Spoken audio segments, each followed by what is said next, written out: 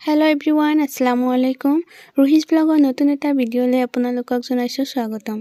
তো আজি হৈছে 6 তাৰিখৰ পৰা 10 তাৰিখ এই 4 দিনীয়া কাৰ্যসূচী আমাৰ কলেজত সম্পাদন কৰা হ'ব আৰু তাৰে আজি প্ৰথম দিনা অৰ্থাৎ 6 তাৰিখ আজি ৰাতিপুৱা 7টা বজাত আছিল মহাবিদ্যালয় চৌহদ চাফাই আৰু হেয়া হৈ গৈছে। মই উপস্থিত হোৱা নাছিলো, পতাকা উত্তোলন হৈ গৈছে। মই এতিয়া জাস্ট উপস্থিত হলো আহি আছে শ্বহীদ তৰ্পণৰ কাৰণে সকলো ইয়াতে থিয় হৈছে আৰু মই জাস্ট আহি ইয়াতে থিয় হলো। এটা সময়ত এইখন অঞ্চলত কোনো ধৰণৰ কলেজ নাছিল আৰু আমাৰ এইখন কলেজ অৰ্থাৎ মন্দিয়া আঞ্চলিক মহাবিদ্যালয়খন স্থাপন কৰাৰ বাবে এই অঞ্চলৰ বহুতো গুণীমানী ব্যক্তিসকলে ভৱিষ্যত প্ৰজন্মৰ শিক্ষাৰ কথা চিন্তা কৰি তেওঁলোকৰ ভৱিষ্যত জীৱনৰ শুভ কামনাৰে এইখন অঞ্চলৰ বহুতো গুণীমানী ব্যক্তিসকলে বহুতো আন্দোলন কৰি গৈছে আৰু সেই আন্দোলন কৰা ব্যক্তিসকলৰ পবিত্ৰ স্মৃতিত আজি আমি এইখন শ্বহীদ বেদীত উপস্থিত হৈ সকলোৱে একেলগে মিলি তেওঁলোকক মনে প্ৰাণে আমি তৰ্পণ কৰিছো।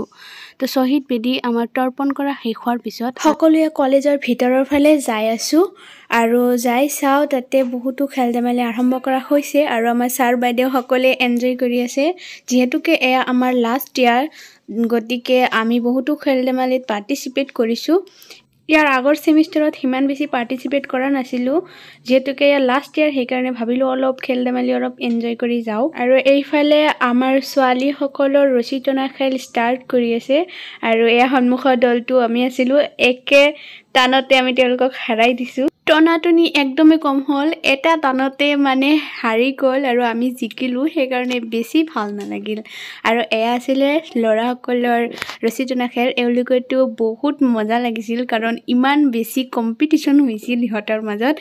মানে এওঁলোকে টানিছে এবাৰ গুচি গৈছিলে প্ৰায়, আকৌ ইহঁতে টানিছে, বহুত ভাল লাগিছিল তেওঁলোকৰতো। বাট আমাৰতো একদম বেছি জোচ লগা নাছিল। আৰু ল'ৰা আৰু ছোৱালীৰ ৰছী টনা খেল শেষ কৰাৰ পিছত আমাৰ মেমসকলে ইয়াতে ৰছী টনা খেল তেওঁলোকৰ মাজতে সম্পাদন কৰিব বিচাৰিছিলে আৰু ছাৰসকলে মাজত আহি ক'লে আমি এটা গ্ৰুপ হওঁ আৰু তোমালোকে এটা গ্ৰুপ হোৱা।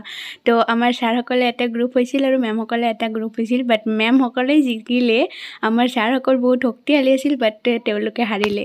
ইয়াৰ পাছতে আহিলে মেজিক চেয়াৰ কম্পিটিশ্যন। মই এই কম্পিটিশ্যনত অংশগ্ৰহণ কৰিছিলোঁ, বাট মই ফাৰ্ষ্ট ৰাউণ্ডতে হাৰি গ'লোঁ, মই বাদ পৰিলোঁ আৰু তেওঁলোকে ইয়াতে খেলি আছে।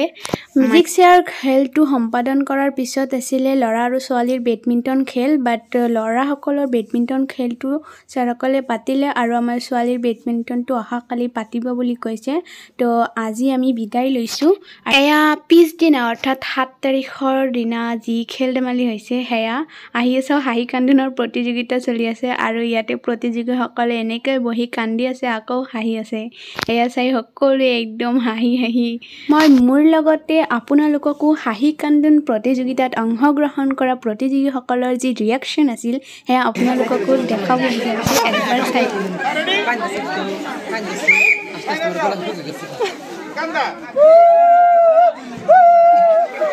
আৰু হাঁহি কান্দোন প্ৰতিযোগিতাৰ পিছে পিছে আমাৰ টেকেলি ভঙা প্ৰতিযোগিতা আৰম্ভ কৰা হৈছিলে আৰু এয়া আমাৰ বিকাশ ছাৰে যেনেকুৱা ফানী ৰিয়েকশ্যন দিছিলে আৰু সকলো প্ৰতিযোগীয়ে তেনেকুৱা আৰু ফানী ৰিয়েকশ্যন কৰিছে। তো ছাৰে তলফালেদি গামোচা তলফালেদি চাব পাৰিছিল আৰু এয়া ছাৰে টেকেলিটো ভাঙি দিলে। তাৰপিছত আহিছিলোঁ মই আৰু তাৰপিছত মই সাজু হৈছিলোঁ টেকেলিটো ভাঙাৰ কাৰণে আৰু বিকাশ ছাৰে এয়া মোৰ চকুযোৰ বান্ধি দিছিলে আৰু মই 3 পাক ঘূৰাৰ পাছত মই নিজৰ ৰাস্তাটো পাহৰি গৈছিলোঁ। মই ভাবিছিলোঁ এইফালে মোৰ চিধা ৰাস্তা, বাট সকলোৱে মিলি মোক চিধা কৰি দিলে আৰু এয়া মই যাই আছোঁ। তো মোৰ ৰিয়েকশ্যনটো আছিল একদম অন্ধৰ নিচিনা, মই একো দেখা পোৱা নাছিলোঁ। বাট মোৰ লগৰ কেইজনীয়ে লেফ্ট ৰাইট কৈ দিয়াত মই টেকেলিটো বিচাৰি পাইছিলোঁ আৰু মই টেকেলিটো ইমান কনফিডেণ্টলি ভাঙিছিলোঁ, সেয়া চাই সকলোৱে ভাবিছিল মই চিটিং কৰিছোঁ, মই দেখা পাইছোঁ বুলি। বাট মই দেখা নাছিলোঁ। এয়া মই মোৰ লগৰীয়াসকলৰ যি কথা বতৰা আছিল সেইখিনি মই টেকেলিটোৰ ফালে আগবাঢ়িছিলোঁ। তো মোৰ দৰে এনেকুৱা বহুতো প্ৰতিযোগী আছিল যিসকলে এই টেকেলি ভঙা প্ৰতিযোগিতাত অংশগ্ৰহণ কৰিছিল। তো এয়া আছিল মোৰ পিছৰ প্ৰতিযোগী। তেওঁৰ ৰিয়েকশ্যনটো আছিল ছামথিং আপোনাৰ খুৰাৰ নিচিনা। তেওঁ খোজ কাঢ়িছিল, এটা খোজ আগফালে দিছিল যদি দিওঁতে আৰু এক খোজ দিওঁতে ভয় পাইছিল। তো এনেকুৱা আৰু বহুতো প্ৰতিযোগী আছিল যিসকলে টেকেলিটো ভাঙিব পাৰিছিল। তো বহুকেইজন উইনাৰ হোৱাৰ পিছত ইয়াৰে দ্বিতীয় ৰাউণ্ডটো সম্পাদন কৰিব লগা হৈছিল।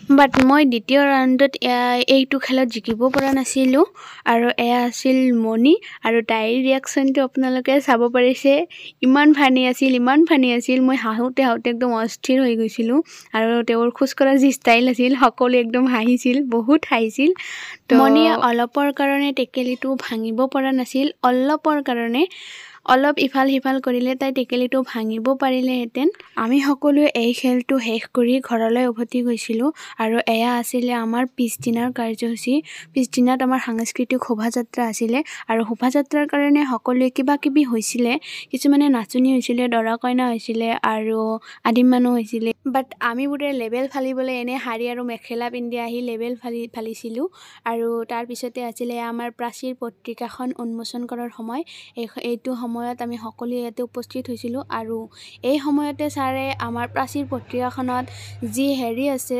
কবিতা যি দিছে ষ্টুডেণ্টবিলাকে এই সকলোখিনি পঢ়ি ছাৰে এতিয়া ইয়াৰে ফাৰ্ষ্ট ছেকেণ্ড ঘোষণা কৰিব তো ইয়াৰে কাৰণে সকলোৱে আমি ইয়াতে উপস্থিত হৈছিলোঁ আৰু আমাৰ এই প্ৰাচীৰ পত্ৰিকাখনৰ নাম দিছিলে ভেলেঙি বুলি আৰু এই প্ৰাচীৰ পত্ৰিকাখনত ময়ো এখন কবিতা লিখি উলিয়াইছিলোঁ আৰু সেই কবিতাটো মই জমাও দিছিলোঁ আৰু সেয়া প্ৰাচীৰ পত্ৰিকাখনত উন্মোচন কৰিছে আৰু মোৰ কবিতাখনৰ নাম আছিলে মোৰ জীৱন বুলি তো ছাৰে মোৰ সেই কবিতাটো পঢ়ি পেলাই মোক ছেকেণ্ড পজিশ্যন দিছে আৰু এজনী ছোৱালীৰ কবিতা চাই তাইক ফাৰ্ষ্ট পজিশ্যন দিছে আৰু মোক দিছে ছেকেণ্ড পজিশ্যন আৰু এয়া প্ৰাচীৰ পত্ৰিকাখন উন্মোচন কৰাৰ সময়ত মোৰ দৰে সকলোৱে অধীৰ আগ্ৰহেৰে ৰখি আছিল ইয়াতে কোনে ফাৰ্ষ্ট পজিশ্যন পালে কোনে ছেকেণ্ড পজিশ্যন পালে সেয়া চাবলৈ আৰু এয়া ধুনীয়া মুখ আমাৰ কলেজৰ ষ্টুডেণ্ট প্ৰাচীৰ পত্ৰিকাখন উন্মোচন কৰা শেষ হোৱাৰ পিছত আমি সকলোৱে এজনকৈ ইয়াতে কবিতা লিখা বা